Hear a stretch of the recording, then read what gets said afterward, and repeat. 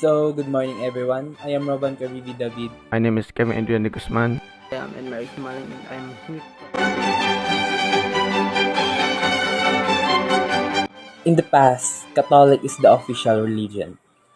Other sect or religion is prohibited. And the priests or the friars have the most power in the Spanish period. In the present, there are so many religions that we can choose. And we are freely to choose that kind of religions. Second one, we will talk about the politics. Women are not allowed to vote, only men, because women are not allowed to take a position in the government. And the Philippines is under the colony of Spain and the monarchy. Now, in the present, Philippines is independent, following the democratic republic type of government. And now, women are now allowed to vote and take a position. The third one is about economics. In the past, Filipinos are not allowed to trade with the other countries. There is also a monopoly in the industry like tobacco. Now, in the present, Filipinos are allowed to trade with the other countries following the legal rules or the legal process. The last one is about the social.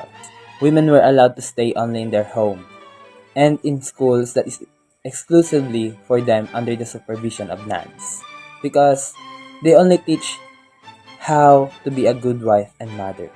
Women were not free to socialize with men, but now, in the present, women are free to study in any school and take up the course they want to pursue. And women are free to socialize in the opposite sex. Now, let's talk about the thing that didn't change in the past and the present. So, in religion, the feast and occasion about religion is still practiced. In politics, child or human sacrifice is prohibited, and divorce and polygamy is prohibited. About the economic, there are systems of banking, and there is also a tax collection. And the last one is about social. So, both practices mano as respect for elders and using of cutlery or hobyatos in eating foods. So in Rizal's time, there was no human rights or it was denied by the Spaniards. Another problem is racism and discrimination. Being a Filipino means you have no power, you have no money, you are poor, and you are forced to work and serve for the white Spaniards. Also, Filipino are treated so badly, and some Filipino are being killed just for fun. In Rizal's time, it was just full of evil and suffering. It was just full of bias and unequal treatment. Although it is still present up to this day, it is quite minimal and punishable by the law. Racism is still a problem, discrimination as well. The good thing is, Filipino has their human rights and are protected by the law. Law are most of the time equal and does not favor the rich people. Although it happens in some cases but not most of the time. Even in Rizal's time and up to this day, corruption is still a theme and it is so hard to resolve. Corrupt officials are still elected and are stayed in their positions.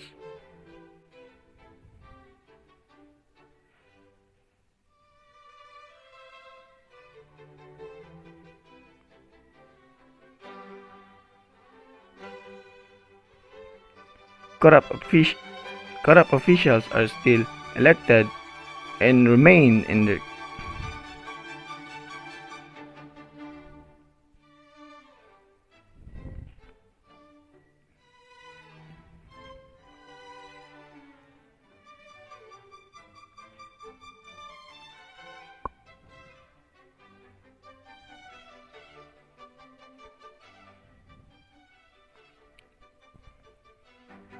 There are so many problems up to this day, but it is quite different in Rizal's time. There are so many problems that the Filipino are facing up to this day.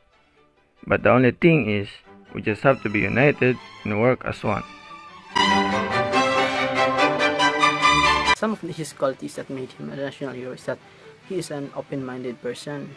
He knows about what is happening in the Philippines that time, and he's quite intelligent as he has some degrees like being a doctor, a teacher, and other stuff like that.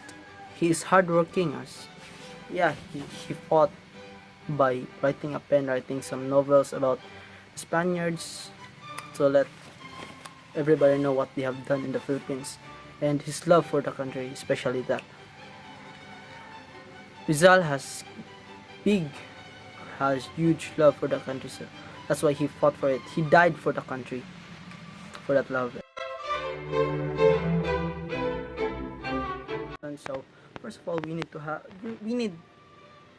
hard work that Rizal has, especially in times of now. Wala nang libre, wala nang merong hindi na tayo pwede mag-develop. So we need to work hard to get the things that we want, and being open-minded, especially times now. Madami na yung mga marites, madami na yung mga bakera dira. So we need to be open-minded. We need to ignore them and set our goals, set them aside and focus on our goals. And lastly, I think this is very important, is the love for our country.